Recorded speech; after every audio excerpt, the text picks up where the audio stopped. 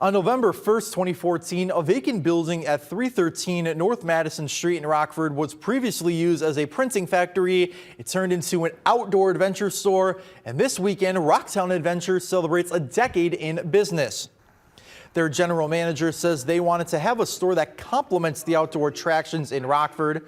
And as part of their anniversary, Rocktown's hosting a two-day celebration at its store, including a barbecue, exclusive sales, and giveaways. Anyone who didn't go today can go anytime between roughly 11 a.m. and 5 p.m. tomorrow.